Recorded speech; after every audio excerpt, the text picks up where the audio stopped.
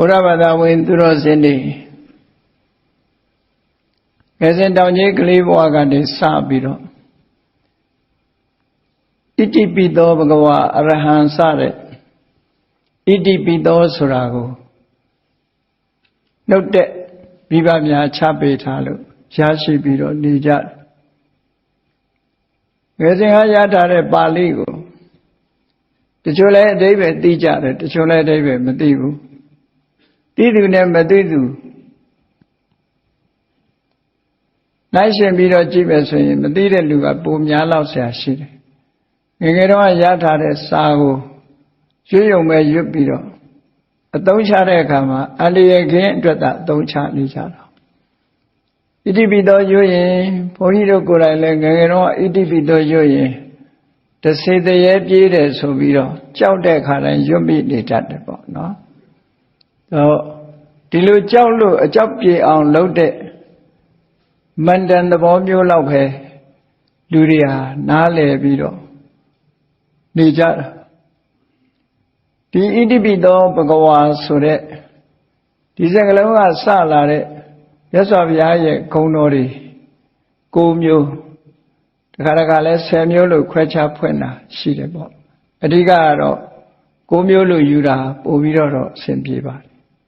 ဝိသုဒ္ဓိမဲ့မှာတော့9မျိုးတနည်း10မျိုးဆိုပြီးဖွင့်ထားတာရှိတယ်ပေါ့ဒါကတော့သင်လျော်တဲ့နည်းအနေနဲ့ဖွင့်ပြတာပါအဲ့တော့မြတ်စွာဘုရားရဲ့ဂုဏ်တော်တွေဆိုတာထို့သုတ်တံပါဠိတော်တွေထဲမှာလိုက်ကြည့်မယ်ဆိုလို့ရှိရင်ဣတိပိသောပါတဲ့သုတ်တံတွေဟာ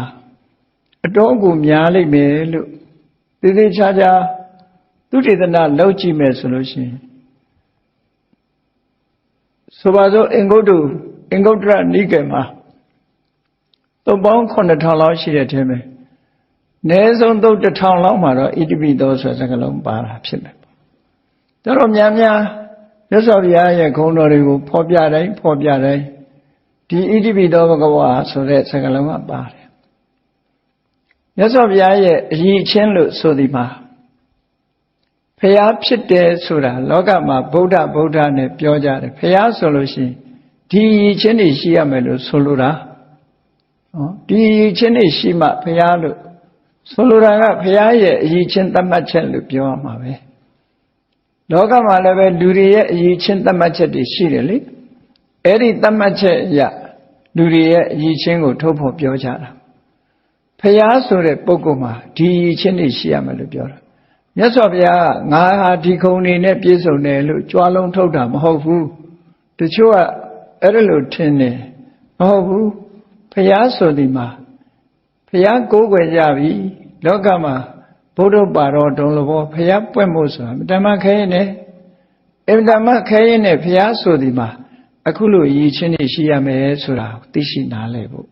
ဆိုလိုတာကနော်ဘုရားမှန်ရင်တကယ်ဘုရားဒီလိုအရေးချင်းနေရှိဖို့လိုတယ်အေးဘုရားလို့ဆိုပြီးတော့အရေးချင်းမရှိဘဲနဲ့ဘုရားလှုပ်နေတဲ့ပုဂ္ဂိုလ်တွေကလည်းလောကမှာအများကြီးရှိတာအများကြီးရှိတယ်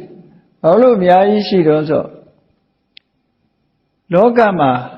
ဘုရားမပွင့်ခင်ကဗုဒ္ဓကောလဟလဆိုတာကျွတ်တင်ပြီးတော့ပေါ်ပေါက်နေတယ်တော့ခုခေတ်မှာတော့ကောလဟလဆိုရင်မမှန်ကန်တဲ့သတင်းလို့ဒီလိုအဓိပ္ပာယ်ယူဆကြတယ်ပါဠိစာပေမှာကောလဟလဆိုတာမမှန်ကန်တဲ့သတင်းလို့အဓိပ္ပာယ်မရဘူး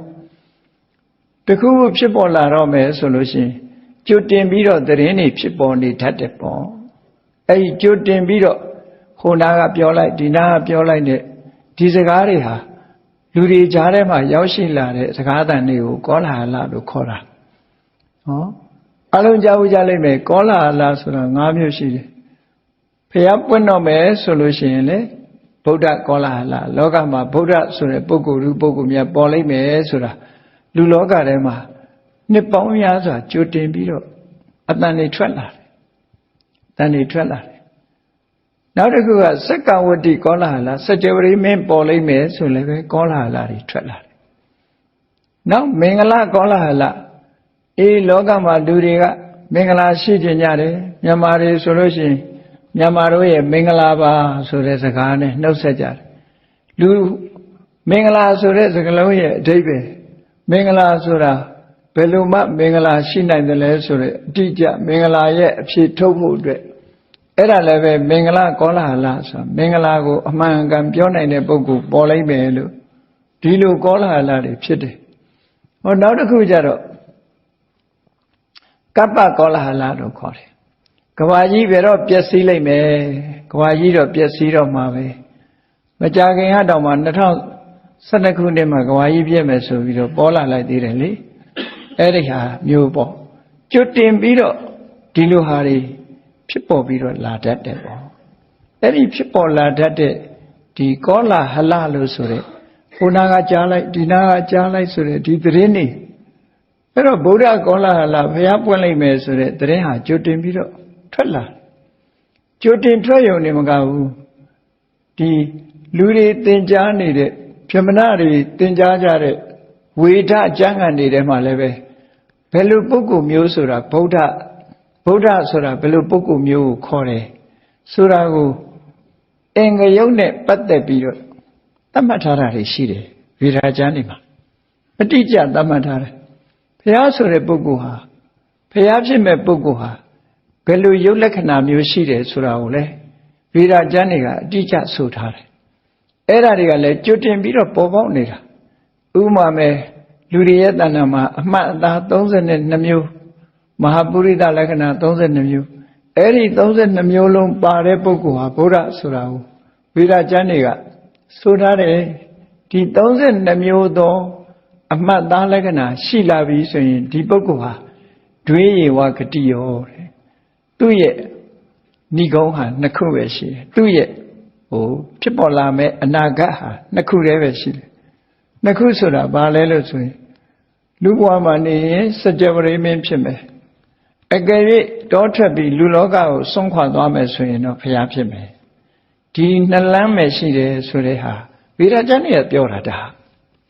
ဗေဒကျမ်းတွေကပြောတာအဲ့ဒီဗေဒကျမ်းတွေကပြောထားသည့်အတွက်ကြောင့်ဗြဟ္မဏတွေရဲ့အတိုင်းဝိုင်းမှာလည်းပဲဗုဒ္ဓဆိုတာကိုသူတို့ကဒီလိုရည်ချင်းနေရှိမှဗုဒ္ဓဆိုတာကိုသူတို့သိထားပြီးသားဖြစ်တယ်ဒါကြောင့်မို့မြတ်စွာဘုရားပွင့်လာပြီးမပွင့်ခင်မှာငါဗုဒ္ဓနဲ့ဆိုပြီးတော့ဗုဒ္ဓအမိခံပုဂ္ဂိုလ်တွေဟာကောလာဟလတန်အောင်လိုက်ပြီးတော့ပေါ်လာတာတွေအများကြီးပဲပုရဏကသမကလည်းသူ့ကိုယ်သူဗုဒ္ဓလို့ကြေညာလိုက်တယ်သို့တော်လည်းဝေဒကျမ်းဂန်တွေနဲ့တိုက်ကြည့်တဲ့အခါမှာသူကကိုက်ညီမှုမရှိဘူးကိုက်ညီမှုမရှိဘူးသူ့ဘာသူပဲဗုဒ္ဓလို့နာမည်တတ်တယ်သို့တော်ဗေဒကျမ်းဂန်တွေကကိုက်ညီမှုမရှိသည့်အတွက်ကြောင့်သူ့ကိုအသိမှတ်မပြုဘူးတဲ့မက္ကလိဂေါသလာလည်းငါဗုဒ္ဓဆိုပြီးတော့သဇင်ထောင်ပြီးတော့ပေါ်လာပြန်တယ်သူမှလည်းအတိုင်းဝိုင်းနေတော့ရှိတာပဲသူ့နောက်ကလူတွေကပဲဝိုင်းပြီးတော့လဲပြောကြတာပေါ့သင်္ဆေယဗိလထဗုဒ္ဓအဇိတကေသကမလပကုဒကိစ္ဆယနာနိဂန္ဓနာတဗုဒ္ဓလို့ဒီ6ဦးဟာနောက်လိုက်နောက်ပါတွေအလွန်များတယ်များတော့သူတို့ကလည်းဘယ်သူလဲလို့ဆိုရင်ငါဗုဒ္ဓပဲဆိုသို့တော့ဗြဟ္မဏတွေကဝေဒကျမ်းတွေနဲ့တိုက်ဆိုင်ကြည့်တဲ့အခါမှာခုနကမဟာပုရိသလက္ခဏာတွေဆိုတာလည်းမတွေ့ရဘူးအရဟံစတဲ့အရည်ချင်းတွေနဲ့လည်းသူတို့မတွေ့ဘူးမပြည့်စုံဘူးဆိုတော့သူကမှဗုဒ္ဓဆိုတာကိုနှစ်ကာယုံကြည်ကိုးကွယ်တာမရှိဘူးပေါ့သူယုံကြည်တဲ့ပုဂ္ဂိုလ်အချို့လောက်ကသာသူ့နောက်ကလိုက်ကြတယ်ပေါ့အဲ့တော့ဒီကောလာဟလနောက်မှာနောက်ဆုံးပေါ်လာတဲ့ပုဂ္ဂိုလ်ကဘယ်သူလဲလို့ဆိုရင်ဂေါတမဗုဒ္ဓပဲဂေါတမဗုဒ္ဓကြတော့ဗြဟ္မဏတွေကငကောလက်မခံမှုသူတို့လဲကြည့်လေမြတ်စွာဘုရားစီမှာဒီထိတ်တန်းဗြဟ္မဏကြီးတွေပဋိတ္တိကောသလမင်းကြီးကမျိုးစားအဖြစ်ပေးထားတယ်ပညာတတ်တဲ့နေရာမှာထိတ်တန်းမျိုးရိုးလဲအလွန်မြင့်မြတ်တဲ့ပောက္ခရတာတိတို့နောက်တစ်ခါမိဋ္ဌိလမျိုးကဒီဗြဟ္မာယုပုံနာကြီးတို့ဒီလိုအဲ့ဒီလိုဝေဒကျမ်းတက်ဆရာကြီးတွေကမြတ်စွာဘုရားစီလွတ်တယ်နောက်ပြီးတော့ပါရယဏတုံးမှာပါတယ်ဘာဝရီဆိုတဲ့ပုံနာကြီးကလည်းပဲဗုဒ္ဓဆိုတာနာမည်ကြီးတာဟုတ်မဟုတ်မင်းတို့စုံစမ်းကြဆိုပြီးတော့လွတ်တာအဲ့ဒီခေတ်ကဂေါတမဗုဒ္ဓစီမှာစုံစမ်းနေထောက်လှမ်းရေးတွေအများကြီးလွတ်တဲ့ထဲမှာပထမဆုံးလွတ်လိုက်တာတော့ဘာဝရီပုံနာကြီးကအရင်လွတ်လိုက်တာသူကဘယ်ရောက်နေတော့ဆိုဘာဝရီပုံနာကဟိုးအိန္ဒိယအလယ်ပိုင်းမှာရောက်နေတယ်သူကဂေါဒါဝရီမြစ်ကန္နာတိုင်းပြည်နှစ်ပြည်ရဲ့ဈာမှာကျွန်းမြေကြီးရှိတယ်အဲ့ဒီကျွန်းမြေကြီးပေါ်မှာသူက သူတပည့်ပရိသတ်တောင်းချီတဲ့ဟာနဲ့အဲ့ဒီမှာသွားနေတာသူကလောကကြီးကို renounce လုပ်ပြီးတော့ဝိရာကျမ်းကနေသင်ယူခြင်းပို့ချခြင်းကမ္မထမ်းကျင့်ခြင်းဆိုတဲ့ယောဂအကျင့်တွေသမထကျင့်စဉ်တွေကျင့်ပြီးတော့သူအဲ့ဒီသွားနေတာသွားနေတော့ဖះပွင့်ပြီလို့လဲသတင်းချရောသူတို့ရဲ့တွေသွားစုံစမ်းကြစမ်းသူမသွားခင်စုံစမ်းခိုင်းတယ်ဆရာကြီးတွေဆိုတော့ဗုဒ္ဓဟုတ်မဟုတ်မသိဘဲနဲ့ဘယ်တော့မှအယံမသွားဘူးသူတို့ကလည်းနာမည်ကြီးတဲ့ပုဂ္ဂိုလ်တွေဆိုဖះဟုတ်မဟုတ်စုံစမ်းခိုင်းတာဘာတွေနဲ့စုံစမ်းခိုင်းတော့ဆိုလို့ရှိရင်ဒီမဟာပုရိသလက္ခဏာဝေရာကျမ်းတွေမှာပါတဲ့အမှတ်လက္ခဏာတွေရှိမရှိပါမပါ32မျိုးလုံးရှိမရှိကိုသွားကြည့်ခိုင်းတာအဓိကအဲ့ဒါဘာဝရိပုံနာကြီးကဆိုလို့ရှိရင်ဘလောက်ထိအောင်သူ့တပည့်တွေကိုမှားလိုက်တော့ဆိုရင်အေးမင်းတို့ဖျားဆိုလို့ရှိရင်ကွာတဲ့ပါဇက်ကထုတ်ပြီးတော့မေးခွန်းထုတ်เสียမလို့တဲ့မင်းတို့စိတ်ထဲကမေးတယ်ဖျားဆိုရင်မင်းတို့စိတ်ထဲကမေးတဲ့မေးခွန်းကို तू နှုတ်ကဖြေလိုက်မယ်ဒီလိုတော့မှားလိုက်တာနော်ဖျားဆိုတာသိဖို့အတွက် तू လောက်မှားလိုက်တာအဲ့လိုမှားလိုက်တဲ့အတိုင်းပဲသွားပြီးတော့စုံစမ်းထောက်လန်းကြတာမြတ်စွာဘုရားမှာ32ပါးသောယောက်ျားမြတ်လက္ခဏာတွေတွေ့ရတယ်တွေ့ရုံနဲ့မကဘူးခုနကစိတ်ကူးတဲ့ကနေပြီးရှုပ်ဝဲထားတဲ့မိကုန်းနေစိတ်နဲ့မေးတယ်သူကဘာဝရီပုံသားကြီးကအသက်ဘယ်လောက်ရှိပြီလဲတို့တပည့်ဘယ်နှဦးရှိသလဲတို့မဟာပုရိသလက္ခဏာသူ့မှာဘယ်နှခုရသလဲဆိုတာစိတ်ထဲကနေမေးတာမေးလိုက်တော့မြတ်စွာဘုရားနှုတ်ကနေထုတ်ပြီးတော့ဖြေလိုက်တာမေးတဲ့အချိန်လေးမှာအဲ့ဒါကြောင့်မို့လို့တို့တအံ့တော်နဲ့ဘာဝရီရဲ့တပည့်တွေဟာအားလုံးမြတ်စွာဘုရားကိုတို့သိချင်တဲ့လေးနဲ့တဲ့မိကုန်းတွေကိုမေးထားအဲ့ဒီသုတ်တံပါရယဏဒေသနာဆိုပြီးတော့ပြည့်ပြည့်စုံစုံဘုန်းကြီးတို့ရှင်းဟောထားတာရှိတယ်ပေါ့နော်နောက်လဲစာအုပ်လဲထွက်လာဖို့ရှိတယ်ပေါ့ဒါကအများဒီစာအုပ်တွေကဒါတွေကဘုရားတရားတော်တွေဟာတိမ်မြုပ်နေတာအဲ့ဒါလို့မြတ်စွာဘုရားကိုလာရောက်စုံစမ်းတယ်နောက်ဗြဟ္မာယုပုံနာကြီးဆိုတာဟာအသက်120ရှိပြီသူမလာခင်သူ့ရဲ့တပည့်ဥတ္တရလူလင်ဆိုတာကိုလွတ်လိုက်တယ်လွတ်လိုက်တဲ့အခါတပည့်ကဘယ်လိုလုပ်စုံစမ်းရမှာတော့ဆိုတော့မင်းကလည်းကွာငါသင်ပေးထားတဲ့မဟာပုရိသလက္ခဏာကျမ်းနေရှိတယ်မဟုတ်လားတဲ့အဲ့ဒါနဲ့တိုက်ပေါ့တဲ့ဆိုပြီးမှားလိုက်တာသွားတိုက်တာအဲ့ဒီလူကမြတ်စွာဘုရားနာမှာနှစ်ချီကြအောင်နေသွားတယ်နေပြီးတော့အသေးစိတ်ဘုရားကြောင့်မှနေပြီးတော့ထောက်လန်းတာပေါ့ခုခေတ်လို့ဆိုရင်ဘုရားကြောင့်မှကိုကြာကြီးနေပြီးထောက်လန်းတာသူကဘုရားဟုတ်မဟုတ်ကိုသိချင်ဘုရားဟုတ်မဟုတ်ထောက်လန်းအဲ့ဒါလို့ထောက်လန်းပြီးတဲ့အခါမှာသူ့ဆရာကြီးစီတော့ပို့တင်လိုက်တာသူ့ဆရာကြီးကနေတော့အဲ့ဒီကျမဂေါရမဗုဒ္ဓကိုလာရောက်ဖူးမြော်တာအသက်120နော်120အဖိုးကြီးဖြစ်နေပြီသို့တော့အမတန်မှဂုဏ်ဝါကြီးမားတဲ့အားလုံးကလေးစားရတဲ့ဆရာကြီးဆိုတော့မြတ်စွာဘုရားစီသူလာတွေ့တဲ့နေ့ကမြတ်စွာဘုရားကပရိသတ်အလယ်မှာတရားဟောနေတဲ့အချိန်ဗြဟ္မာယုပုံနာကြီးလည်းဝင်လာရောပရိသတ်ကလှုပ်နေဖြစ်သွားတယ်အဲ့လောက်ထိအောင်ဂုဏ်သတင်းကြီးတယ်ပေါ့အဲ့လောက်ထိအောင်အရှိန်အဝါရှိတယ်သူကအဲ့ဒါလို့လာတဲ့အခါမှာသူကပရိသတ်ကိုပြောတာငြိမ်နေကြပါငြိမ်နေကြပါဟောဒီကဖျားသွားတဲ့အလဲလန်းလေးဆိုတာရှိတယ်ခုခေတ်တရားပွဲတွေမှာလို့ဓမ္မတိကဆရာတော်တွေကြွဖို့ဆိုပြီးတော့လမ်းလေးခြံထားတာရှိတယ်အဲ့ဒီလမ်းကနေပြီးတော့သူဖျားနေထီအောင်ရောက်လာပြီးတဲ့အခါမှာသူ့တပည့်ထောက်လန်းပြီးတော့တင်ပြထားတဲ့ report အတိုင်းပဲမြတ်စွာဘုရားကိုသူကပြန်ပြီးတော့သူကိုယ်တိုင်ထောက်လန်းကြည့်သေးတယ်မဟာပုရိသလက္ခဏာတွေရှိသလားဆိုထောက်လန်းသေးတယ်သူကထပ်ပြီးတော့သူတို့ကြည့်တာနဲ့သိတယ်နော်နှစ်ဖူးရည်ဒူးရည်ပေါ့ဗျာခြုံပြောလိုက်လို့ရှိရင်လူရဲ့နှစ်ဖူးရည်ဒူးရည်ဆိုတာရုပ်လက္ခဏာသွင်ပြင်တွေအလုံးကိုကြည့်လိုက်တာနဲ့ဟာတို့စာထဲမှာဆိုထားတာနဲ့အကုန်ကြိုက်တယ်ပေါ့ကြိုက်တယ်ဆိုပြီးတော့မှဗြဟ္မာယုပုံနာကြီးဟာမြတ်စွာဘုရားကိုအာရပါယဘုရားခြေပမိုးကိုခေါင်းနဲ့တိုက်ပြီးတော့သူဟာဗြဟ္မာယုပုံနာကြီးပါဆိုတာကိုအာရပါယရှ िख ိုးတယ်ရှ िख ိုးပြီးတော့ဘုရားကိုရှောက်တယ်ဒီလိုထောက်လိုင်းရည်တွေလိုက်တာသူတို့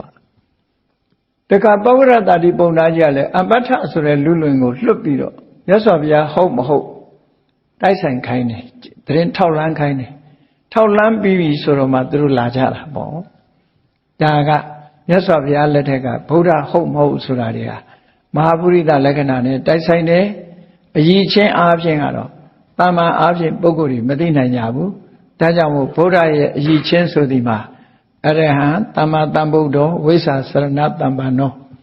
သူကတောလောကဝီတုအနုတ္တရောပုရိသဓမ္မတာရတိတတ္ထာဒေဝမနုဿန္တံဗုဒ္ဓောဘဂဝါဆိုတဲ့ဒီရည်ချင်းနေနဲ့ပြည့်စုံတဲ့ပုဂ္ဂိုလ်မျိုးမှသာလေဖရာဆိုတာဖြစ်တယ်ဒီရည်ချင်းမရှိရင်ဖရာမဖြစ်ဘူးအဲ့တော့ဣတိပိသောဆိုတဲ့ဗုဒ္ဓဂုဏ်တော်ပါတဲ့သုတ်တန်တွေကအလွန်ပဲများတယ်ဒီထဲမှာ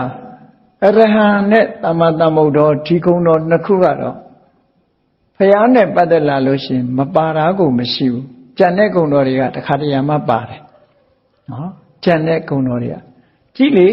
ခုနကရွတ်သွားတဲ့နမောတတတွေပဲကြည့်နမောတတဘဂဝတောအရဟတောသမ္မာသမ္ဗုဒ္ဓတဆိုတဲ့မှာသုံးခုပါနေတယ်လေအရဟတောဆိုတာအရဟံကိုပြောတာသမ္မာသမ္ဗုဒ္ဓောဆိုတာသမ္မာသမ္ဗုဒ္ဓကိုပြောတာဘဂဝတောဆိုတာနော်ဒီဘဂဝါဂုဏ်တော်ကိုပြောတာဟောဂုဏ်တော်သုံးပါသုံးမျိုးဟာဒါအမှန်မှအရေးပါတယ်ပေါ့ဒါကြောင့်မို့ဒီနေ့မြတ်ဗုဒ္ဓရဲ့အရဟံဂုဏ်တော်ဆိုတာကိုသိရှိနားလည်ကြရအောင်စာပေကျမ်းဂန်မှာဘယ်လိုရေးသားထားတယ်လဲဘယ်လိုရှင်းထားတယ်လဲဆိုတာနားလည်ဖို့အမှန်မှအရေးကြီးတယ်စကားလုံးလေးကသုံးလုံးနဲ့ပဲရှိတယ်အခရာသုံးလုံးနဲ့ပေါင်းစပ်ပြီးတော့ဖွင့်ပြထားတဲ့စကားလုံးလေးဟာအရဲ့ရရဲ့ဟာရဲ့ဒီသုံးလုံးလေးပဲဖြစ်ပြီပဲလို့အဓိပ္ပာယ်တွေဖွင့်ဆိုထားတဲ့အခါကျတော့အ ਨੇ ဆုံးဒီစကားလုံးလေးကဖော်ပြတာအဓိပ္ပာယ်၅မျိုးတဲ့ဖော်ပြထားတာရှိတယ်ပေါ့နော်အဲ့ဒီဖော်ပြထားတဲ့အတိုင်းဘုန်းကြီးတို့တွေဗုဒ္ဓနုတ္တိဘာဝနာပွားပြီဆိုတဲ့အခါမှာဒီအရဟဆိုတဲ့စကားလုံးလေးရဲ့အရဟံဆိုတဲ့စကားလုံးလေးရဲ့အဓိပ္ပာယ်ကိုအာယုံပြုပြီးတော့မြတ်စွာဘုရားကိုအရဟံလို့ခေါ်တာဟာဒီဂုံတူးနဲ့ဂုံတူးဝိသေသနဲ့ချီးကျူးခံရတာဟာတာမန်ပေါင်းကိုပုဂ္ဂိုလ်မဟုတ်ဘူးလောကမှာဂုံတူးဝိသေသနဲ့ချီးကျူးတဲ့ဂုံကြီးတစ်ခုတက်လာတယ်ဆိုတာတာမန်နဲ့မဟုတ်ဘူးတကယ်အရေးချင်းရှိလို့တက်လာတာဖြစ်တယ်ပေါ့ဒါကြောင့်မို့မြတ်စွာဘုရားရဲ့ဂုဏ်တွေကိုအာယုံပြုတာကိုဗုဒ္ဓနုတ္တိလို့ခေါ်တယ်ဗုဒ္ဓဆိုတာဘုရားရဲ့ဂုဏ်ကိုအနုတ္တိအကျဉ်းချင်းအထက်ထက်တတိထားပြီးတော့ဖြစ်ပေါ်နေတာတတိယနေတာတနည်းအားဖြင့်အနုဆိုတာတင့်တယ်လျောက်ပတ်တဲ့တတိဆိုတာအမှတ်ရမှုပဲဘုရားနဲ့ပတ်သက်ပြီးအလွန်တင့်လျောက်လျောက်ပတ်တဲ့အမှတ်ရမှုလို့ဒီလိုအဓိပ္ပာယ်ရတဲ့ဗုဒ္ဓနုတ္တိကမ္မထံဘုရားကိုအာယုံပြုနေတာနဲ့ပဲဒါဟာသမထကမ္မထံတစ်ခုဖြစ်တယ်ပေါ့သမထကမ္မထံနဲ့မကဘူးဗုဒ္ဓနုတ္တိကိုအခြေခံလို့ရှိရင်ဗုဒ္ဓနုတ္တိကမ္မထံသည်ဝိပဿနာဉာဏ်ဖြစ်စေဖို့အတွက်ကြီးမားသောအထောက်အကူတစ်ခုဖြစ်တယ်ပေါ့အလွန်ကြီးကျယ်သောအထောက်အကူဖြစ်ပြီးတော့လူတွေရဲ့တဏ္ဍာမှာသရာစွမ်းအားတွေဖွံ့ဖြိုးတိုးတက်သွားစေနိုင်တယ်ဒါကြောင့်မို့ဗုဒ္ဓနုတ္တိဘာဝနာဟာအလွန်ကြီးမားတဲ့အရေးချင်းရှိတယ်လို့စာပေကျမ်းဂန်တွေမှာဆိုထားတာပေါ့ဘာဝနာထဲမှာတော့အမြတ်ဆုံးဘာဝနာလို့ဒီလိုပြောတာအဲ့တော့ဂုဏ်တော်ပွားများပြီဆိုလို့ရှိရင်တော့ဘယ်လိုပွားရမလဲဣတိပိသောဘဂဝါဣတိပိဆိုတာကအကြောင်းကိုရည်ညွှန်းတာသောဘဂဝါကိုယ်စိတ်ထဲမှာသောဘဂဝါငါကြည်ညိုတဲ့ငါကိုးကွယ်တဲ့အဲ့ဒီဗုဒ္ဓမြတ်စွာဘုရားဟာလို့အဓိပ္ပာယ်ရတယ်သောဘဂဝါဆိုတာဒီငါကြည်ညိုကိုးကွယ်တဲ့တလောလကလုံးကလေးစားရတဲ့ဗုဒ္ဓဆိုတဲ့ပုဂ္ဂိုလ်သူမြတ်ဟာဒီနေရာမှာဘဂဝါလို့ခေါ်လိုက်တာကအလွန်လေးစားတတ်တဲ့ပုဂ္ဂိုလ်တွေကိုသုံးတဲ့အိန္ဒိယစကားလုံးတစ်ခုပဲခဏတောင်မှပဲအိန္ဒိယနိုင်ငံမှာဘဂဝံလို့သုံးနေရှိတယ်တကယ်ကြီးမားတဲ့ပုဂ္ဂိုလ်တွေကိုဘဂဝံလို့သုံးတယ်သူတို့နော်အဲ့ဒီဘဂဝံလို့သုံးတဲ့စကားလုံးရဲ့အဓိပ္ပာယ်ကဘာလဲလို့ဆိုရင်ဂုရုကြီးလို့အဓိပ္ပာယ်ရတယ်ဂုရုကြီးထဲမှာပို့ပြီးတော့လေးစားတဲ့ဂုရုကြီးတွေကြတော့ဘဂဝံလို့ခေါ်လိုက်တာသူတို့ဒါအိန္ဒိယနိုင်ငံအသုံးစကားတစ်ခုပဲဘဂဝံဆိုတာအလွန်ကိုကြီးမြတ်တဲ့သူတို့လေးစားရတဲ့ပုဂ္ဂိုလ်ပေါ့အလွန်လေးစားတတ်တဲ့ဂုရုကြီးတွေဒါကြောင့်မို့လို့အထက်ကရာဆရာကဘဂဝါတိဂုရုဒီလိုဖွင့်တာဘဂဝါတိဂရု ဂရုံဟိလောကေဘဂဝါတိဥစ္စာတိလောကလူတွေကလေးစားအပ်တဲ့ဂုရုတွေကိုဘဂဝါလို့ခေါ်ကြပါတယ်ဆိုတာဒီပါဠိစာပေမှာတင်ပဲဒီဟာဖွင့်ဆိုပြထားတာရှိတယ်အထက်ကရာကျမ်းတွေဟာအဲ့တိုင်းပဲရေးတယ်နော်ဘဂဝါတိဂရုဘဂဝါတိဂုရုခုခေတ်တောင်းတဲ့ဆိုဘဂဝါဆိုတာဂုရုကိုခေါ်ရတဲ့ဂရုဂုရုံဟိလောကေဘဂဝါတိဥစ္စတိဂုရုကိုလူတွေကဘဂဝါလို့ခေါ်ကြတယ်ဟောဒီအဓိပ္ပာယ်နဲ့ဖွင့်ပြဘာလို့လဲဆိုရင်လောကကြီးတစ်ခုလုံးရဲ့အလေးပြုအပ်တဲ့ပုဂ္ဂိုလ်ဖြစ်တယ်မြတ်စွာဘုရားဟာကိုချင်းသီလနဲ့နှိုင်းရှင်မယ်ဆိုလဲသူ့ကိုပါတဲ့ပုဂ္ဂိုလ်မပြောနဲ့မှီတဲ့ပုဂ္ဂိုလ်တော့မရှိဘူးတမာတိနဲ့နှိုင်းရှင်လိုက်ပြန်ရင်လေဖရာတဲ့တာတဲ့ပုဂ္ဂိုလ်မဆိုထားနဲ့တူတဲ့ပုဂ္ဂိုလ်တော့မရှိဘူးပညာအားဖြင့်လေဖရာတဲ့တာတဲ့ပုဂ္ဂိုလ်ဆိုတာမပြောနဲ့တူတဲ့ပုဂ္ဂိုလ်မပြောနဲ့တာတဲ့ပုဂ္ဂိုလ်ဆိုတာမရှိဘူးတူတဲ့ပုဂ္ဂိုလ်တော့မရှိဘူးလို့ဒီလိုဆိုလိုတယ်ပေါ့နော်ဒါကြောင့်မို့တလောကလုံးကဥညွတ်လေးစားရတဲ့ပုဂ္ဂိုလ်သူမြတ်မို့ဘဂဝါလို့ဒီလိုခေါ်တာအဲ့ဒီမှာကြည်ဣတိပိသောဘဂဝါသောဘဂဝါမြန်မာလူတော့အမျိုးမျိုးပြန်ကြတယ်ဘုန်းတော်ကြီးမှာထိုရှင်တော်မြတ်ဖရာသည်ကိုယ်စိတ်ထဲမှာတို့ကိုးကွယ်တဲ့မြတ်စွာဘုရားဟာ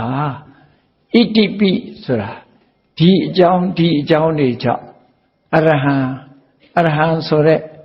အရည်ချင်းတွေရှိပါပေတယ်လို့ဒီလိုပြောနှလုံးသွင်းတဲ့အခါမှာအဲ့ဒါလို့နှလုံးသွင်းရမယ်အကြောင်းနဲ့ဂုဏ်အရည်ချင်းကိုသိရမယ်။အော်ဒီပုဂ္ဂိုလ်သူများဟာဒီအရည်ချင်းတွေရှိပါလား။ဒါကြောင့်မို့တကယ်အရဟံပါလားဆိုတဲ့အတွေးနဲ့မြတ်စွာဘုရားဂုဏ်တော်ပေါ်မှာတတိမှတ်ရပြီးတော့ဆင်ញင်စဉ်းစားနေမှုနော်။သမ္မာသင်္ကပ္ပဆိုတဲ့မှန်ကန်တဲ့အတွေးတွေနဲ့ဒီတရားဓမ္မကျင့်ကြံကြိုးကုပ်တာတတိထားနေတာတတိကိုအဓိကထားပြီးတော့ပြောတာတတိရှိလို့ရှိရင်ပညာကလည်းဖြစ်လာတယ်မြတ်စွာဘုရားအပေါ်မှာဆန်းစစ်လေ့လာတဲ့အခါမှာအော်ဒီအကြောင်းတွေကြောင့်ဒီအချက်တွေကြောင့်ဘုရားဟာတကယ်ဘဂဝါပါလားလို့အရဟံပါလားလို့လက်ခံလာတယ်ကျင့်တတ်လာတယ်အဲ့ဒီကျင့်တတ်လာသည့်အထိအောင်နှလုံးသွင်းရမှာအဲ့ဒီလိုမဟုတ်ဘဲနဲ့အရဟံ6ချက်လောက်နေမရဘူးနော်ဘုရားကုံတော်မထိရောက်ဘူး6ချက်ဆိုတာပရိကြတာကိုပြောတယ်နော်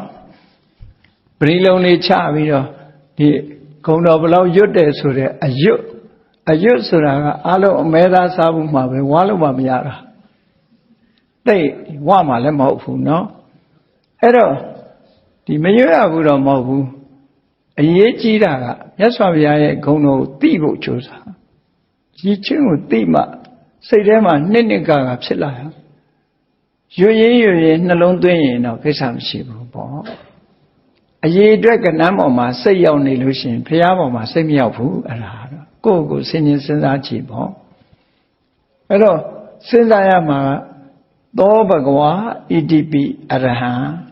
သောဘဂဝါဣတိပိသမ္မာသမ္ဗုဒ္ဓောလို့ပါဠိလိုကြတော့ဒီလိုပြောမြန်မာလိုပြောတဲ့အခါ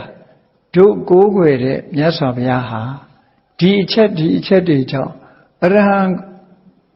ခုံတော်နဲ့ပြည့်စုံပါပေတယ်လို့စိတ်ထဲမှာသဘောကျလာသည့်ထိအောင်အကျဉ်းအထတတိမပြတ်တတိကပ်ပြီးတော့စဉ်းစားဆင်ခြင်သုံးသပ်နေဖို့လိုတယ်ဒါကိုဗုဒ္ဓနုတ္တိဘာဝနာပွားတယ်လို့ခေါ်တာအဲ့ဒီလိုသာစနစ်တကျပွားမယ်ဆိုလို့ရှိရင်ဂုဏ်တော်ပွားနေတဲ့အချိန်မှာရာဂဒေါသမောဟဆိုတာတွေဖြစ်မှာမဟုတ်ဘူးနော်အမှန်တမ်းကြည်နူးဝယ်ရာတွေစိတ်ထဲမှာจิตတတ်စရာတွေပဲဖြစ်လာပြီးတော့တမာရိရလာမှာဖြစ်ပါတယ်အေးဒါကြောင့်မို့ဘယ်လောက်ပဲဖြစ်ဖြစ်စနစ်တကျလုပ်ရမယ်သိလဲသိရမယ်ဘုရားမြတ်စွာရဲ့အဆုံးအမဘုရားသာသနာမှာဒီဘုရားကိုကိုးကွယ်ကြတဲ့ဒီဘုရားဘာသာဝင်သူတော်စင်တွေဟာယုံပြီးတော့မသိရတဲ့ဟာတခုမှမရှိဘူးယုံတာယုံရမှာမဟုတ်ဘူးတကယ်ကိုသိရှိနားလည်အောင်လုပ်ကြရတာဘုရားဘာသာမှာတရားနဲ့ပညာဆိုလို့ရှိရင်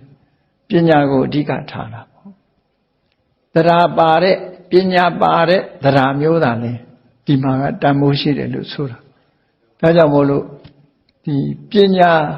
ဆိုတာလေ့လာစီးပူးအားထုတ်ကြ ဗုဒ္ဓဘာသာတွေဟာပညာဗုဒ္ဓဘာသာဖြစ်ဖို့လိုတယ်ပေါ့တရားဗုဒ္ဓဘာသာကြီးပဲဖြစ်เสียရဘူးပညာဗုဒ္ဓဘာသာဖြစ်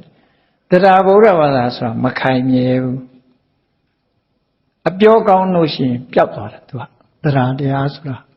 ပညာပါမှဘယ်သူပြောလှုပ်ရှားလို့မရတော့ခိုက်မာတယ်ကိုယ့်ကိုနှစ်ကာသိထားတယ်အဲ့ဒါလိုဖြစ်ရဒါကြောင့်မို့မြတ်ဗုဒ္ဓရဲ့အရဟံဂုဏ်တော်လို့ခေါင်းစဉ်တတ်ထားတဲ့အတိုင်းအရဟံဆိုတဲ့အဓိပ္ပာယ်ကို၅မျိုးခွဲခြားပြီးတော့မှတ်ရတယ်နံပါတ်1ကဝေးကွာခြင်းအရဟရဲ့အဓိပ္ပာယ်နံပါတ်1ကဝေးကွာခြင်းဘာတွေနဲ့ဝေးကွာတာတုံးဆိုလို့ရှိရင်လောဘတွေဒေါသတွေမောဟတွေမာမနတွေစိတ်ထဲမှာနှလုံးထဲမှာပူလောင်စေတတ်တဲ့အကုသိုလ်အညစ်အကြေးတွေကဝေးကွာလုံးဝဝေးကွာတယ်သူ့ဟာသူဝေးကွာတာလားလို့ဆိုမဟုတ်ဘူးသောတာပတ္တိမဲ့နဲ့ဖယ်ရှားလိုက်တယ်သဂရဂါမိမဲ့နဲ့ဖယ်ရှားလိုက်တယ်အနာဂါမိမဲ့နဲ့ဖယ်ရှားလိုက်တယ်အရဟတမဲ့နဲ့ဖယ်ရှားလိုက်တယ်ကိလေသာတွေနဲ့မြတ်စွာဘုရားရဲ့စိတ်ဟာဘယ်တော့မှမဆက်ဘူးအဝေးကြီးဖြစ်သွားပြီခွဲထုတ်လိုက်ပြီလို့ဒီလိုပြောတာနော်ဘုန်းကြီးတို့တွေရဲ့စိတ်ထဲမှာကျတော့ခွဲမရလောက်အောင်လောဘဒေါသမောဟတွေကတွဲဖက်နေတာလေမြတ်စွာဘုရားကျတော့အေးလောဘတွေကလည်းဝေးသွားပြီ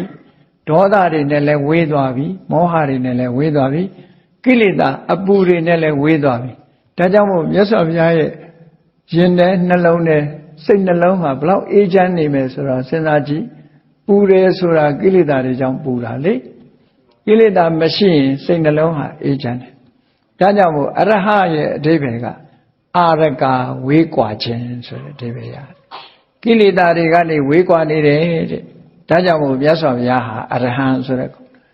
အဲ့ဒါလို့ဆင်ញင်စဉ်းစားဖို့လိုတယ်ပေါ့နော်ဆင်ញင်စဉ်းစားဖို့လိုတယ်ဒါမို့စာပေကျမ်းကမှာဘယ်လိုရေးထားတော့ဆိုမက်၄ပါးနဲ့ကိလေသာတွေကိုဖယ်ရှားဖျက်ဆီးပစ်ထားတာဖြစ်သောကြောင့်နဲ့မြတ်စွာဘုရားဟာကိလေသာတွေနဲ့အလွန်ကိုဝေးတယ်အလွန်ကိုဝေးတယ်လို့ပြောတဲ့အခါမှာယဟန္တာတွေရောကိလေသာရှိသေးလားလို့ဆိုမရှိဘူးမရှိပေမဲ့လို့ယဟန္တာတွေမှာဘာတွေလက်ကျန်ဖြစ်နေတုံးဆိုလို့ရှိရင်အနတ်အသက်တွေကျန်နေတယ်လောဘတော့ပယ်လိုက်ပြီလောဘရဲ့အနတ်အသက်ကျန်နေတယ်ဒေါသတော့ပယ်လိုက်ပြီအနတ်အသက်ကျန်တယ်မောဟပယ်လိုက်တယ်အနတ်အသက်တွေကျန်တယ်ငကူပင်ကိုဇရိုက်တွေကမပြောက်ဘူးယဟန္တာဖြစ်သွားပြီပဲလို့မြတ်စွာဘုရားကျတော့လောဘရဲ့အငွေ့အသက်ဒေါသအငွေ့အသက်မောဟရဲ့အငွေ့အသက်ကိလေသာတွေရဲ့အငွေ့အသက်တစ်ခုမှမကြမ်းဒါကြောင့်မို့လို့ဘုရားကျတော့ဝါဒနာနဲ့တကွကိလေသာတွေကိုဖယ်တယ်လို့ပြောတယ်ယဟန္တာပုဂ္ဂိုလ်တွေလည်းပဲအရတ္တမဲ့တော့ရတာပဲဒါပေမဲ့ဝါဒနာလေးကိုတော့မပယ်နိုင်ဘူးတဲ့အခုခေတ်ကလူတွေကတော့သူတို့ဝါဒနာအလွန်ကြီးတာကြတော့ဝါဒနာကိုမတားနဲ့ဆိုပြီးမဟုတ်တာတွေလုပ်တာနော်ဝါဒနာတားရင်တော့ဝါဒနာကိုမတားနဲ့ဆိုပြီးတော့အဲ့တော့မြတ်စွာဘုရားကျတော့အဲ့ဒီဝါဒနာဆိုတဲ့ကိလေသာရဲ့အငွေ့အသက်ကိလေသာရဲ့တတ္တိအဲ့ဒီကိလေသာရဲ့တတ္တိဟာလုံးဝမရှိတော့သည့်အတွက်ကြောင့်ကိလေသာတွေကဝေးကွာသူဆိုတဲ့ဂုဏ်ဟာယဟန္တာပုဂ္ဂိုလ်တွေမှာတောင်မထိုက်တန်ဘူးဘုရားမှာထိုက်တယ်နော်ဒါကြောင့်အရဟံဆိုဒီမှာကိလေသာတွေကဝေးကွာနေခြင်းဆိုတဲ့အရည်ချင်းတစ်ခုမှတ်သားကြရမယ်ဘုရားမှာဝါသနာနဲ့တကွကိလေသာတွေရှင်တဲ့နှလုံးထဲမှာပူလောင်စေတတ်တဲ့စိတ်ကိုညှဉ်းနှွမ်းစေတတ်တဲ့ကိလေသာတွေအလုံးကိုဖယ်ရှားပြီးဖြစ်လို့ကိလေသာအညစ်အကြေးတွေကကင်းဝေးကွာနေတဲ့ပုဂ္ဂိုလ်မြတ်ဖြစ်သောကြောင့်အရဟံလို့စိတ်ထဲမှာတည်းလို့နှလုံးသွင်းရမယ်အကျဉ်းချင်းအထက်ထက်ဒါလေးကြီးပဲတွေးနေခုခေတ်ကတော့လူတွေလောက်တတ်ပါတယ်လေသချင်းဆိုတာတောင် repetition တွေအများကြီးလေအဲ့တော့ဂုံတော်ကြတော့ repetition လုပ်လိုက်ပေါ့အဲ့လိုကလားတွေတောင်မှသချင်းဆိုရင်ဘုံလေးခောက်ပြီးစီတာရန်နဲ့တဏိကုံလုံးနော်အော်နာတဏိကုံအော်နာသူတို့ဒီစကလုံးလေးတစ်လုံးနဲ့တင်အော်တာအများကြီးမဟုတ်ဘူးအဲ့တော့ဒီကိုယ်တဏ္ဍာမှာဒီ repetition ဖြစ်နေအောင်ကိလေသာတွေကဝေးကွာနေလို့ဝေးကွာခြင်းဆိုတဲ့အကြောင်းကြောင့်ဒုကိုးကွယ်တဲ့မြတ်စွာဘုရားဟာတကယ်အရဟံမလား ကျန်တဲ့ပုဂ္ဂိုလ်တွေကကိလေသာတွေနဲ့အလွန်လုံးထွေးနေတာမဝေးဘူးကတ်နေတယ်နော်ဝေးတယ်လို့ထင်ပေမဲ့လို့တော့ကြရောက်လာပြန်ပြီဒေါသမရှိဘူးသဘောကောင်းတယ်လို့ထင်တယ်တော့ကြရောက်လာပြန်ပြီဒေါသကလောဘမရှိဘူးလို့ထင်တယ်တော့ကြရောက်လာပြန်ပြီစိတ်ထဲကပေါ်လာတာလေမြတ်စွာဘုရားကျတော့အဲ့လိုမဟုတ်ဘူးပြန်ပြီးတော့ကိလေသာတွေကပြန်ကတ်နိုင်စွာမရှိတော့အောင်ကွာလှမ်းသွားပြီဖယ်ရှားပြလိုက်ပြီးလုံးဝဘယ်တော့မှပြန်မလာတော့ဘူးဒီလိုဆိုတာပေါ့နော်အဲ့ဒါကတစ်ချက်အဲ့တော့အရဟံကိလေသာတို့မှဝေးကွာတော်မူခြင်းကြောင့်အရဟံနော်အရဟံဒါကအဓိပ္ပာယ်တစ်ခုဖတ်တဲ့အခါမှာလဲသုံးလုံးစလုံးပေါင်းပြီးတော့အရဟံအဓိပ္ပာယ်ကအာရကဝေးကွာတယ်ဒီစကားလုံးတစ်လုံးနဲ့ကဒီအဓိပ္ပာယ်တစ်ခုဖော်ပြဟောနောက်တစ်ခုကျတော့သူကအဓိပ္ပာယ်တစ်မျိုးကြံလိုက်ပြန်တမျိုးဖွင့်ဆိုမယ်သူကအရဟံဆိုတဲ့နေရာမှာအရဟံလို့အတန်လေးကိုဖတ်ပြီးတော့အရဆိုတာဒီယန္တုတွေကိုဟဆိုတာခြေမုံပြီးသားအနိုင်ယူပြီးသားဖြစ်တယ်ယန္တုဆိုဒီမှာဘယ်သူကိုပြောတာလဲလို့ဆိုကိလေသာတွေကိုပဲပြောတာကိလေသာကမှတကယ်ယန္တုအစ်စ်လေငရဲချတာကကိုယ်ကိုလာပြီးတော့ဒုက္ခပေးတဲ့ပုဂ္ဂိုလ်ယန္တုမဟုတ်ဘူးကိုယ်ရင်ထဲမှာဖြစ်တဲ့ကိုမွေးထားတဲ့ဒေါသဆိုတဲ့ယန္တုလောဘဆိုတဲ့ယန္တုမောဟဆိုတဲ့ယန္တုကကိုယ်ငရဲချတာသူလောက်ကိုယ်ဒုက္ခပေးတာရှိမှမရှိတာအပြင်ဘက်ကလူကဒုက္ခပေးတယ်ဆိုတာယမယံခါသာပေးလို့ရတာလေအဲ့တော့ဒုက္ခပေးလို့ယန္တုလို့ခေါ်မယ်ဆိုလို့ရှိရင်အမြဲတမ်းကိုယ်ဒုက္ခပေးနေတာဘယ်သူလဲလို့မေးရင်ကိလေသာတွေပဲအဲ့တော့ကိလေသာကယန္တုအစ်စ်ပဲစိတ်ညစ်ရတာဘယ်သူကြောင့်သူ့ကြောင့်အစင်မပြေဖြစ်ရတာဘယ်သူကြောင့်ပျော်မှဆိုမှတွေဖြစ်တာဘယ်သူကြောင့်သူ့ကြောင့်ဟောအားလုံးလောကကြီးမှာမဖြစ်ချင်တာတွေဖြစ်နေတာဘယ်သူကြောင့်သူ့ကြောင့်ဟောသူ့လောက်ကိုယ်ဒုက္ခပေးတဲ့ပုဂ္ဂိုလ်ပဲရှိမလဲနော်မုန်းစရာကောင်းတဲ့ယန္တုအစ်စ်ဟာကိုယ်ရင်တဲ့နှလုံးထဲမှာဖြစ်နေတဲ့လောဘဒေါသမောဟတွေသာဖြစ်တယ်အဲ့ဒီလောဘဒေါသမောဟဆိုတဲ့ယန္တုတွေကိုအနိုင်ယူပြီးတော့ဖယ်ရှားပစ်ပြီးသားဖြစ်သောကြောင့်အရဟံအဲ့ဒီစကားလုံးကပါဠိမှာအရိဟဏအရိဆိုတာယန္တုကိုခေါ်တယ်ဟဆိုတာဖြည့်ဆည်းထားတာဖြည့်ဆည်းပြလိုက်တာယန္တုတွေကိုဖြေမှုန်းပလိုက်တာအဲ့တော့အရိဟကနေအရဟံဖြစ်လာတယ်လို့ဒီလိုဆိုထားတာအဲ့တော့အဲ့ဒီစကားလုံးပြောင်းလဲမှုတွေကိုအသာထားအရဟံမိမိကိုဒုက္ခပေးနေတဲ့ကိလေသာယန္တုတွေကိုအားလုံးအနိုင်ယူထားပြီးသူဖြစ်တယ်ယူထားပြီးခြင်းကိလေသာအားလုံးကိုခြေမုံပြီးဖြစ်ခြင်းယန္တုမရှိတော့ဘူးလို့ဆိုလို့တယ်ဘုရားယန္တုမရှိဘူးဆိုဒေဝဒတ်တို့ဘယ်သွားထားတော့လို့မေးကောင်းမေးလိုက်မယ်အပြင်ယန္တုအဲ့ဒါနော်ဘုရားမှာကိလေသာယန္တုဆိုတာမရှိတော့ဘူးလုံးဝမရှိတော့အတွင်းယံအပြင်ယံဒါကြောင့်မလို့အရဟံကိလေသာယန္တုတွေကိုခြေမုံဖြည့်ဆည်းပြီးဖြစ်သူလို့ဒီခြေမုံဖြည့်ဆည်းခြင်းလို့ဒီအဓိပ္ပာယ်ဟာဒုတိယအဓိပ္ပာယ်တစ်ခုလို့ဟောသောဘဂဝါထိုဘုန်းတော်ကြီးမှာရှင်တော်မြတ်ဖရာဟာဣတိပိကိလေသာယန္တုတွေကိုအပြည့်သက်ခြေမုံထားတဲ့အရေးချင်းရှိသောကြောင့်အရဟံအရဟမြည်တော်မူပါပေတယ်တကယ်အရဟပဲကိလေသာတွေကိုအနိုင်တိုက်ပြီးသားပုဂ္ဂိုလ်တွေကိုအရဟလို့ခေါ်ရမယ်ဆိုရင်မြတ်စွာဘုရားကသာတခါတည်းလက်ဆက်တခါတည်းနှလန်းမထုနိုင်အောင်ခြေမုံထားတာကြံတဲ့ပုဂ္ဂိုလ်တွေကအနိုင်ရတယ်ဆိုတာခိတ္တခဏပဲပြောတာမြတ်စွာဘုရားအနိုင်ရလိုက်တဲ့ခိတိတာကဘယ်တော့မှနောက်ကျောင်းပြန်လာတာမရှိဘူးတဲ့အပိဓာတ်နိုင်တာပေါ့ဒါကြောင့်မို့လို့အရဟံယန္တုတွေကိုအနိုင်ရသူလို့ခေါ်ခြင်းခေါ်ရင်မြတ်စွာဘုရားကိုသာလင်ခေါ်ရမှာဖြစ်တယ်ပေါ့ဒီရည်ချင်းကိုစိတ်ထဲကနှလုံးသွင်းပြီးတော့အရဟံဆိုတဲ့ဂုဏ်တော်ကိုအာယုန်ထဲမှာကြည်နူးလာသည့်ထိအောင်အကျဉ်းချင်းထပ်ထပ်အမှတ်ရဖို့ပဲဒါကိုဘုရားနုတ္တိလို့ခေါ်တာနော်ဟောနောက်တစ်ခုကဘာလို့ဆိုလို့ရှိရင်အဲ့ဒီအရဟံကိုပဲအရဆိုတာ န်တရားစပင်းကြီးရဲ့အကန့်နဲ့အရဆိုတာအကန့်ကိုဟဆိုတာဖြည့်စည်းတာအကန့်တွေကိုဖြည့်စည်းပြီးဖြစ်သူဖြည့်စည်းပြီးခြင်းဒါကတော့တင်စားပြီးတော့သုံးတဲ့စကားလုံးတစ်ခုပေါ့တန်တရားစက်ဝန်းကြီးကိုကြည့်လိုက်မယ်တန်တရားစက်ဝန်းကြီးကဘာနဲ့ဥပမာတူတော့ဆိုလှဲပီကြီးနဲ့အလားတရံတူတယ်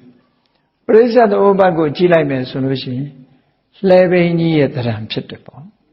ဒါကြောင့်မို့စက်ဝိုင်းကြီးနဲ့မိုးကုတ်ဆရာတော်ကြီးပြထားတဲ့စက်ဝိုင်းကြီးဟာဒါလှဲပင်ကြီးလိုပဲအဲ့တော့လှဲပင်ကြီးနဲ့ဥပမာထားပြီးတော့ကြည့်မယ်ဆိုလို့ရှိရင်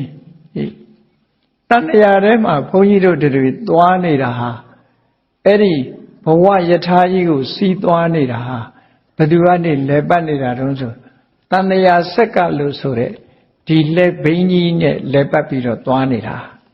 ဘဝကြီးကိုယထာကြီးလို့ဥပမာပေးလိုက်လို့ရှိရင်အဲ့ဒီယထာကြီးဟာတဘွားကနေတဘွားသွားနေတာဟာဒီဘိန်းကြီးနဲ့သွားနေတယ်လို့ဒီလိုဆိုလို့တယ်ဒါဖြင့်ဘယ်လိုဘိန်းနဲ့ဥပမာတူတယ်လဲလို့ဆိုလို့ရှိရင်အဝိဇ္ဇာရဲ့ဘဝတဏှာဆိုတာရဲ့မတိတာရဲ့တွေ့တာရဲ့နော်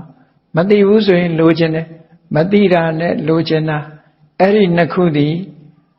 လှဲပင်းရဲ့အလဲကောင်ကဝင်ရိုးတတ်တဲ့နေရာကိုနော်ဒီဝင်ရိုးတတ်တဲ့နေရာကိုခေါ်တယ်လေဒီနာဘိအချက်ဝင်ရိုးတတ်တဲ့နေရာကိုနော်အဲ့ဒီနေရာမှာအဝိဇ္ဇာနဲ့တဏှာပေါ်မှာအလုံးကတီးနေတာဖြစ်သောကြောင့်အဲ့ဒါပုံတောင်းလို့ခေါ်တဲ့ဟာပေါ့နော်ဒါတော့အရက်တရားတစ်ခုနဲ့တစ်ခုတော့တူချင်မှတူမှာပေါ့နော်နာဘိဆိုတဲ့ပုံတောင်းကြီးအဲ့ဒီပေါ်မှာအကန့်နေစိုက်ထားပြီးတော့ဘေးကကွတ်ထားတဲ့အားကြတော့အကွတ်တကူလို့ခေါ်တယ်ပေါ့အဲ့တော့ level ကြီးရဲ့ပုံသဏ္ဍာန်ကိုဖော်ကြည့်လိုက်မယ်ဆိုရင်အဝိဇ္ဇာနဲ့တဏှာကပုံတောင်းနော်အဲ့ဒီကြားထဲမှာသင်္ခါရတို့ဝိညာဉ်တို့နာယုတ်တို့သလရဏဖတ်တဝေဒနာတဏှာဥပါဒံနော်ဘဝဆိုတာတွေကအကန့်နေထောက်ဆံနေပေါ့အကန့်နေပေါ့လဲဘိမှာဆိုရင်အကန့်နေအားလုံးစက်ဘိကြတော့စပုတ်တန်ခေါ်သလားမသိဘူးအဲ့ဒါမျိုးတွေပေါ့နော်အဲ့ဒီနောက်ပြီးတော့ဒီစရာမရဏဆိုတာဘဝတစ်ခုမှာအဆုံးသတ်တာကတော့အိုခြင်းနဲ့သိခြင်းမှအဆုံးသတ်တာကြောင့်မလို့ဘေးကနေကွတ်ထားတဲ့အကွတ်တကူလို့ခေါ်တယ်ပေါ့လှဲပင်ကြီးရဲ့ဘေးကဘောင်ခတ်ထားတဲ့အရာပေါ့နော်အဲ့ဒါကိုနေမိလို့ခေါ်တယ်ပါဠိလိုကြတော့နော်နောက်တစ်ခါအဲ့ဒီလှဲပင်ကြီးဟာဝင်ရိုးမရှိရင်လဲတာမဟုတ်ဘူးဒါကြောင့်မို့ကာမတဝဘဝတဝဒိဋ္ဌတဝအဝိဇ္ဇတဝလို့ဆိုတဲ့အာတဝတရားတွေဖြစ်ပေါ်လာမှုဟာဝင်ရိုးနဲ့အလားတရံတူတယ်ပေါ့ဝင်ရိုးနဲ့အလားတရံတူတယ်အဲ့ဒီဘဝယထာကြီးကိုပုံဖော်ပြီးတော့ကြည့်လိုက်တဲ့အခါမှာအဝိဇ္ဇာနဲ့တဏှာကပုံတောင်းစရာမရဏကအကွတ်သင်္ခါရစသည်ကအလယ်ကတောက်ဆံနေအဲ့ဒီလိုဘိန်းကြီးဟာအချင်းနေကောင်းနေသမျှဘဝယထာမှာဒီဘိန်းကြီးပေါ်မှာလဲပတ်ပြီးတော့ဘဝယထာကြီးဟာမောင်းနှင်ပြီးတော့နေနေတာအဲ့ဒါကြောင့်မို့ဘုန်းကြီးတို့တွေဟာဒီလူဖြစ်လိုက်နတ်ဖြစ်လိုက်တိရစ္ဆာန်ဖြစ်လိုက်နဲ့တန်တရားထဲမှာမဆုံးနိုင်တဲ့အခင်းကြီးကိုဘိန်းကြီးနဲ့လဲပတ်ပြီးတော့သွားနေတာဒါတန်တရာဆက်ကတန်တရားဘိန်းကြီးလို့ဒီလိုခေါ်တာပေါ့ဥပမာနောက်တစ်ခုပြောမယ်ဆိုလို့ရှိရင်တော့ခြားယဟတ်ဆိုတာလို့ပေါ့နော်ခြားယဟတ်ဆိုတာအလုံးသိဘူးတဲ့အတိုင်းပဲသိကြတဲ့အတိုင်းပဲအထက်ရောက်လိုက်အောက်ရောက်လိုက်နဲ့သွားနေတာပဲလေလဲတာဆုံးတဲ့လူမှရှိမှမရှိတာအဲ့ဒါလိုပဲတန်တရားခီးကြီးကမဆုံးဘူးအဲ့ဒီမဆုံးနိုင်တဲ့တန်တရားခီးကြီးဆိုတဲ့ပရိစ္ဆသမုပ္ပါဒ်ဘီးကြီးကိုနော်ဝိပဿနာဉာဏ်အခြေခံနဲ့မဲ့ဉာဏ်နေနဲ့ဒီဘီးကြီးကိုဖြည့်ဆည်းပြလိုက်တာနောက်ဆုံးမှာအကန့်နေထောက်တွေကိုရိုက်ချိုးပြလိုက်တယ်ပုံနှောင်းကြီးကိုခွဲပြလိုက်တယ်အကွတ်တကူတွေကိုဖြည့်ဆည်းပြလိုက်တယ်ဆိုဒီဘိန်းကြီးကလဲနိုင်မအောင်မလားမလဲတော့ဘူးအဲ့ဒါကိုဆိုလို့တဲ့တိလဆိုတဲ့မြေပေါ်မှာရပ်တည်ပြီးတော့တရားဆိုတဲ့လက်နဲ့နော်အရတ္တမဲ့ဆိုတဲ့ဒါလက်နဲ့ကိုကင်ဆွဲပြီးတဲ့အခါမှာအဲ့ဒီဘိန်းကြီးကိုဖျက်ချလိုက်တာ အကန့်နေအကုန်ရိုက်ချိုးလိုက်တဲ့အကွတ်တကူတွေဖြက်ပြက်လိုက်တဲ့ဆိုဘိန်းကြီးကပြိုကျသွားတယ်ပြိုသွားတော့လည်နိုင်စွာမရှိတော့ဘူးအဲ့ဒီအဓိပ္ပာယ်ကိုယူပြီးတော့အရဟံတန်တရာဆက်ရဲ့အကန့်တွေကိုဖြက်စီးပြီးခြင်းဖြက်စီးပြီးတဲ့အရည်ချင်းရှိတယ်ဆိုလိုတာကမြတ်စွာဘုရားဟာဘဝခရီးရပ်တန့်သွားပြီမသွားတော့ဘူးလို့ဆိုလိုတယ်ပေါ့ဘုန်းကြီးတို့တွေကဘဝခရီးကိုသွားကြအောင်ပါသွားကြတဲ့အခါမှာဘဝခရီးကိုဘာနဲ့စတော့အဝိဇ္ဇာနဲ့တဏှာနဲ့စတယ်ဘာနဲ့အဆုံးသတ်တော့အိုခြင်းသိခြင်းနဲ့အဆုံးသတ်တယ်ဂျားထဲမှာဘာတွေဖြစ်တုံဆိုကောင်းမှုလုံးလိုက်မကောင်းမှုလုံးလိုက်ပျော်လိုက်ပါလိုက်ရီလိုက်မောလိုက်ဒါတွေနဲ့သွားနေတာလေအဲ့ဒါတွေကိုအကုန်ဖြိုချဖျက်ဆီးပစ်လိုက်လို့တဏှာခရီးရပ်တန့်သွားပြီဆိုရင်ဘိန်းကြီးပြိုကွက်သွားတာနဲ့အလားတရံတူတယ်ပေါ့ဒါကြောင့်မို့အရဟံအရတဏှာဆက်ရဲ့စက်ဝန်းရဲ့အကန့်တကူတဏှာဆက်ပြီးကြီးကိုဖျက်ဆီးပြီးတဲ့ပုဂ္ဂိုလ်များလို့ဒီအကြောင်းတွေကြောင့်ဒီလိုဖျက်ဆီးပြီးဖြစ်သောကြောင့်မြတ်စွာဘုရားဟာတကယ်အရဟံပုဂ္ဂိုလ်မြတ်ဖြစ်ပါပြီတဲ့။အရေးချင်းနဲ့ဂုံရီနဲ့တွဲမှတ်ပြီးတော့နေရမယ်တရား။ဒါအဓိပ္ပာယ်တစ်ခု။နံပါတ်1ကဝေးကွာခြင်းနံပါတ်2ကကိလေသာတွေကိုအနိုင်ဖျက်ဆီးပြီးခြင်းနံပါတ်3ကတဏှာဆက်ရဲ့အကန့်တွေကိုဖြိုချဖျက်ဆီးပြီးခြင်းဆိုတော့ဒီ3ခုဒါမြတ်စွာဘုရားနဲ့ပတ်သက်တဲ့အရေးချင်းတွေတခုပြနောက်တစ်ခုကျတော့အရဟလို့ပဲပေါင်းဖတ်အရဟလို့ပဲပေါင်းဖတ်တယ်အရဟဆိုတာကျတော့ထိုက်တန်သူလို့အဓိပ္ပာယ်ရထိုက်တန်သူထိုက်တန်တယ်ဆိုတာဘသူကပဲရှိခိုးထိုက်တယ်လောကလူတွေကပြောကြတယ်ဟာမင်းဒီအလုပ်လုပ်ထိုက်တယ်ဘာလို့လုပ်ထိုက်တယ်ပြောတယ်လုပ်ရင်အကျိုးရှိတယ်လေ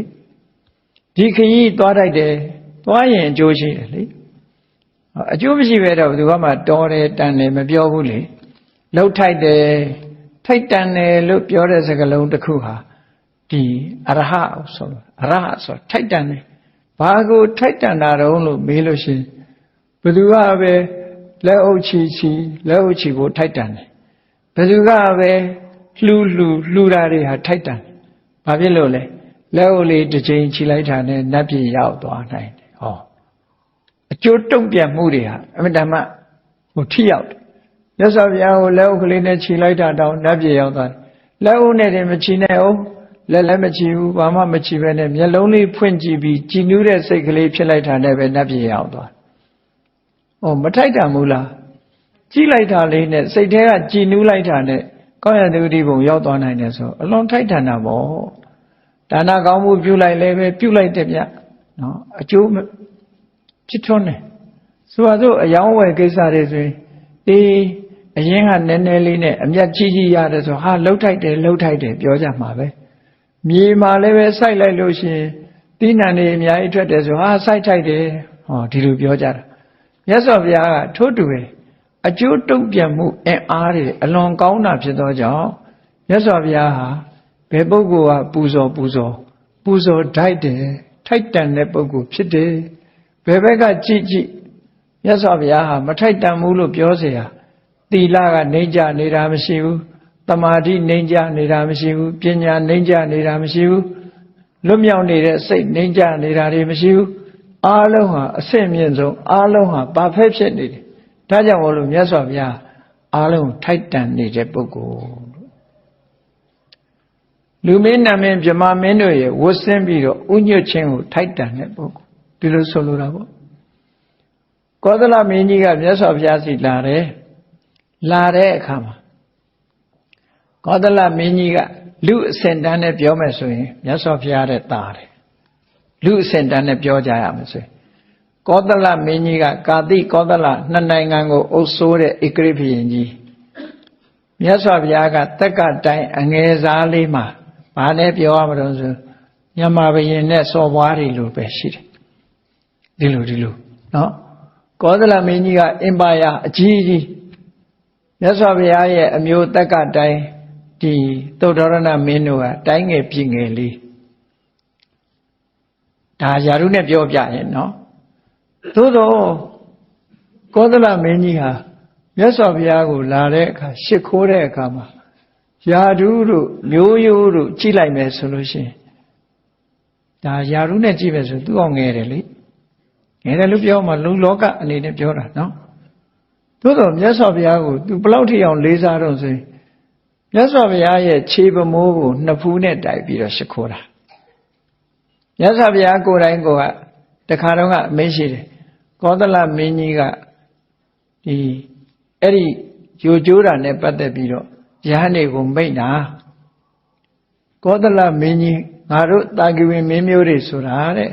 ကောသလမင်းကြီးရဲ့အယံမင်းအဆင့်ပဲရှိတယ်ပေါ့အယံမင်းအဆင့်အနုယန္တလို့သုံးတယ်မြတ်စွာဘုရား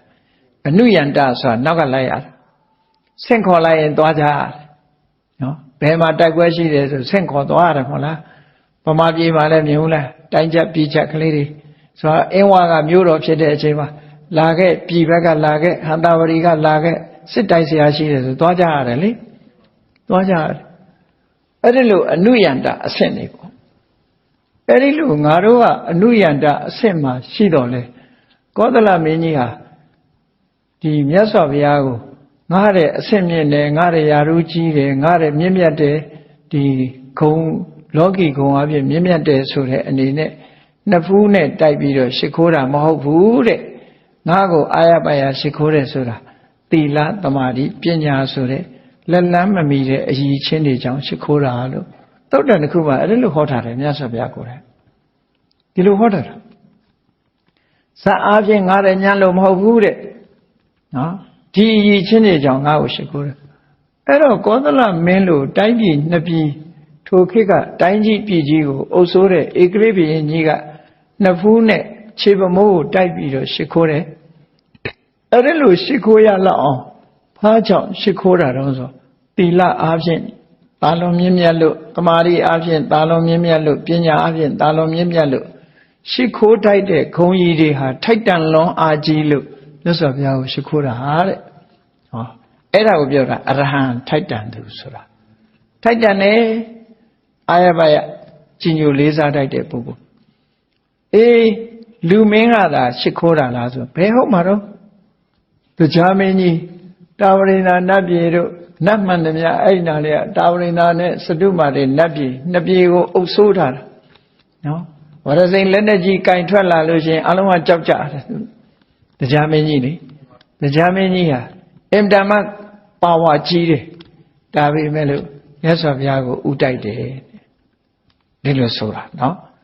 အဲ့ဒီအထက်ကနတ်တွေလည်းထို့တူပဲနောက်ဆုံးမှာတဟံပတိပြမမင်းကြီးဆိုသူက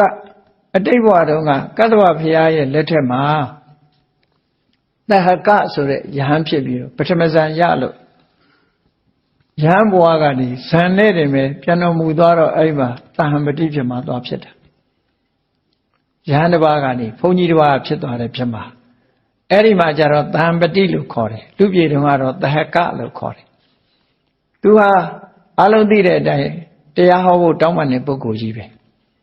တောင်းပန်ပြီးတဲ့အခါမှာသူပန်းကုန်းကုန်းတာပန်းကုန်းကလည်းသေးသေးမဟုတ်ဘူးမြင့်မို့တောင်တော့အလုံးရှိတဲ့ပန်းကုန်းကြီးကုန်းတာမပြီးနိုင်အလုံးမပြီးတော့တကိုးနဲ့ကုန်းတာမဟုတ်ဘူးသူကြကြနနကိုစိတ်ပါဝင်စားစွာပန်းကိုကုန်းတာပန်းကုန်းနေတော့နောက်ဆုံးမှာမြတ်စွာဘုရားဓမ္မစကြာဟောသွားပြီးဘယ်တရားဟောသွားပြီးပဲနောက်ဆုံးမှာပြိဋိဘံစံတော့မယ်ဆိုတော့မှပြိဋိဘံစံသွားပြီဆိုမှသူပန်းကုန်းကြီးကမပြီးသေးဘူးတဲ့ပြေးပြီးတော့လာပြီးတော့ဘုရားကိုပူဇော်ရတယ်အဲ့ပန်းကုန်းကြီးနဲ့နော်ပန်းကုန်းကလည်းပဲ45နှစ်ကြာအောင်ကုန်းတာနော်သူစီမှာတော့45နှစ်မဟုတ်ဘူးပေါ့လူပြည်နဲ့45နှစ်ကုန်းတာတော့မပြီးသေးတဲ့ပန်းကုန်းကြီးနဲ့အဲ့ဒါဘာလို့တော့ဆိုပူဇော်ခြင်းလို့ထိုက်တန်လို့ပူဇော်တာအဲ့တော့ဗြဟ္မာမင်းကြီးတွေကလည်းပဲဘုရားကိုပူဇော်တာပဲနတ်မင်းကြီးတွေကလည်းဘုရားကိုပူဇော်တာပဲလူမင်းတွေကလည်းပဲဘုရားကိုပူဇော်တာအဲ့ဒါလို့ဘုရားကိုပူဇော်တယ်ဆိုတာကိုကြပြာဆန်ဆန်ရေးထားတဲ့အခါကျတော့ဘလို့ရေးတော့ဆိုရင်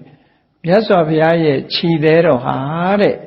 တဘာဝအားဖြင့်ညီရဲပြီးတော့အယောင်တောက်ပြောင်နေတာသို့တော်လည်းပဲတဲ့လူမင်းနတ်မင်းဗြဟ္မာမင်းတို့ရဲ့ဒီတရဖူကြီးတွေနဲ့ဒီခြိသေးဟာဒီရှုပ်ရှက်ခတ်နေတယ်လို့ဒီလိုရေးထားတယ်ခြိသေးပေါ်မှာလာရှုပ်ရှက်ဆိုလိုတာကတော့မြတ်စွာဘုရားကိုခြေထောက်ကိုအမြဲတမ်းဥတိုက်နေတဲ့ပုဂ္ဂိုလ်တွေကြောင့် နီးရဲနေတဲ့ခြိသေးရဲ့အလှဟာနော်ဟိုရောင်ဒီရောင်နေနဲ့ရောထွေးကုန်တယ်လို့ဒီလိုဆိုလိုတာမပြတ်ဘူးနော်အဲ့ဒါဘာလို့ဆိုထိုက်တန်သူပဲထိုက်တန်သူအရဟံထိုက်တန်သူဆိုတလောကလုံးကဘယ်လိုပဲဒီမြတ်စွာဘုရားကိုလှူဘုရားဟာဘုရားတဲ့ပစ္စည်းကတန်သွားတယ်လို့မရှိဘူးတဲ့ဒါမှမဟုတ်ခဏခေတ်တောင်ကြည့်ကြမြတ်စွာဘုရားကိုဇေဒီတွေတည်ပြီးတော့ကိုးကွယ်ကြတယ်ရုပ်ပွားတော်တွေထူပြီးတော့ကိုးကွယ်ကြတယ်ကိုးကွယ်လို့ပါမဆုံးနိုင်ဘူးလေထိုက်တန်သူဖြစ်လို့ဒီလိုလုပ်ကြတယ်လို့ဆိုတာဒါအရဟံခဏတိအောင်ကိုးကွယ်စိတ်ကပ်နေကြတော့မယ်ဒီလိုဆိုလိုတာပေါ့နော်နောက်တစ်ခုကတော့ဘာလို့ဆိုအရဟံကိုအရဟံလို့ဆိုပြီးတော့ရဟဆိုတာကွယ်ရာလို့အဓိပ္ပာယ်ရတယ်ဆိုတာမရှိဘူးကွယ်ရာမရှိဘူးမြတ်စွာဘုရားမှာကွယ်ရာရဲ့လို့မရှိဘူးဆိုလိုတာကတိတ်တိတ်ပုံလူမသိသူမသိလှုပ်တဲ့အကုသိုလ်ဆိုတာသူမှမရှိဘူးလို့ဆိုစာထဲမှာဘယ်လိုရေးထားတော့ဆိုလောကေပဏိတမာနိနောဘာလာကိုပညာရှိကြီးလို့ထင်ကြတဲ့လူမိုက်တွေဟာတဲ့ပညာမဲ့တဲ့ပုဂ္ဂိုလ်တွေဟာအတိလောကဘယေနဟိုလူကအပြစ်တင်မှာတော့မကောင်းတဲ့တွေနေထွက်မှာကြောက်တယ်နော်မကောင်းတဲ့တွေနေထွက်မှာကြောက်တော့ဘာလုပ်လဲရဟောပပံကရွန်တီတဲ့တိတ်တိတ်ကလေးမဟုတ်တာလှုပ်တယ်တဲ့ကွယ်ရကြတော့မဟုတ်တာလှုပ်ကြတယ်ဒါလောကကြီးကအများစုကိုပြောပြတာနော်ရှေ့မှာတော့ဟန်ကြီးပန်ကြီးနဲ့နေပြီးတော့ကွယ်ရကြတော့မဟုတ်တာလှုပ်နေတာလေအများကြီးရှိတယ်ပေါ့ဒီလိုဆိုလိုတာပေါ့မြတ်စွာဘုရားကြတော့အဲ့လိုမဟုတ်ဘူးနဂရာစိကရောတိဘယ်တော့မှစိတ်ကြွယ်ရမှာမဟုတ်တာလုပ်တယ်လို့မရှိဘူးနော်လူရှိတစ်မျိုးကြွယ်ရတစ်မျိုးဒီလိုလုပ်တာမရှိဘူးစိတ်ကြွယ်ရဆိုတာမြတ်စွာဘုရားမှာမရှိဘူးတာမန်ပုဂ္ဂိုလ်တွေကြတော့စိတ်ကြွယ်ရဆိုတာရှိနေသေးတယ်စိတ်ကြွယ်တယ်ဆိုတာဖုံးကွယ်ထားတာတွေရှိနေတတ်သေးတယ်လို့ပြောတာမြတ်စွာဘုရားမှာဖုံးကွယ်ထားတာတခုမှမရှိဘူးဖုံးကွယ်ထားတာမရှိလို့အရဟဖုံးကွယ်ရှုပ်ဝဲထားတာမရှိဘူးလို့ဒီလောက်ထိအောင်တန်ရှင်းစင်ကြယ်တယ်လို့ဒီလိုဆိုလိုတာပေါ့နော်အတိပ္ပယ်ကပါပကရဏီမကောင်းမှုအောက်တန်းကြတဲ့အလုပ်ကိုလုပ်တဲ့နေရာမှာရဟဘာဝတောပိစိတ်ကြွယ်ရာမရှိသောကြောင့်လည်းပဲအရဟံအရဟံနော်ဒီလိုဆိုလိုတာပေါ့ဒါဖြင့်မြတ်စွာဘုရားရဲ့ဂုဏ်အကြီးချင်းတွေဟာဒီအရဟံဆိုတဲ့စကားလုံးလေးတစ်လုံးထဲမှာပဲပြန်ပေါင်းပြီးတော့ပြောကြမယ်ဆိုရင်ကိလေသာတွေကဝေးကွာနေခြင်းဒါအရေးချင်းတစ်ခုပဲကိလေသာတွေကလုံးဝဝေးကွာနေခြင်းအလှမ်းကွာနေခြင်း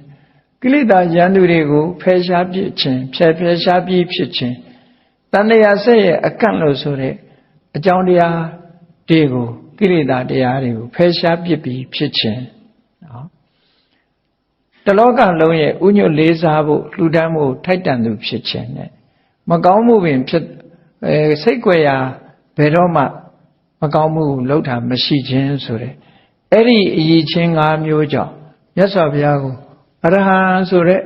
ဂုဏ်တော်နဲ့ချီးမွမ်းတတ်တယ်ချီးမွမ်းတတ်တယ်ဆိုတာချီးမွမ်းခြင်းချီးမွမ်းမချီးမွမ်းခြင်းနေ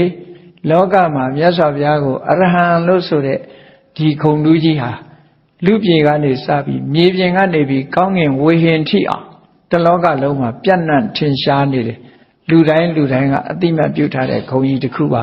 လို့ဒီလိုဆိုတာပေါ့နော်ဒါကြောင့်မို့ဥညွတ်လေးစားတဲ့ပုဂ္ဂိုလ်တိုင်းကနမောတတ္တဗုဒ္ဓဝတ္တောအရဟတောဆိုတာအဲ့ဒါကိုပြောတာဒီရည်ချင်းနဲ့မြတ်စွာဘုရားကိုပူဇော်ကြတာကိုးကွယ်ကြတာလို့ဒီလိုဆိုလို့တယ်ဒါကြောင့်မို့လို့တရားချစ်ခင်သူတော်စင်ပြိဿအပေါင်းတို့ဘုရားမြတ်စွာရဲ့မြတ်ဗုဒ္ဓရဲ့အရဟံဂုဏ်တော်ဆိုဒီမှာဒီဓမ္မကချက်ဖွင့်ထားတာလေးတွေရှိသေးတယ်သို့တော့အတ္တကရာကျမ်းနေမှာအခုလို၅မျိုးတီကာကျမ်းနေမှာဒီတဲ့ထပ်ဆင့်ပြီးတော့ဖွင့်ပြထားတာရှိစကလုံးလေးအခရာလေး၃လုံးပေါင်းစပ်ထားတဲ့စကလုံးလေးတစ်လုံးပင်ဖြစ်စေကာမူမြတ်စွာဘုရားရဲ့ဂုဏ်တွေဒီထဲမှာအများကြီးပါဝင်နေတဲ့ဂုဏ်တော်အရေးချင်းတစ်ခုဖြစ်ပါတယ်ဖျားဆိုတဲ့ပုဂ္ဂိုလ်ဟာအခုလိုအရဟံဆိုတဲ့အရေးချင်းရှိမှသာလေဖျားအစစ်ဖြစ်နိုင်ပါတယ်ဆိုတာကိုဘုရားမြတ်စွာရဲ့ဘုရားနုတ္တိခုံးကိုစိတ်အာယုန်ထဲမှာအမြဲတမ်းညွတ်ပြီးတော့ပိဋိသောပနတ္တတွေဖြစ်အောင်မြတ်စွာဘုရားခုံတော်နဲ့မိမိတို့ရဲ့စိတ်ကို လွှမ်းထုံထားနိုင်အောင်ကြိုးစားအားထုတ်နိုင်ကြပါစေကုန်သတည်း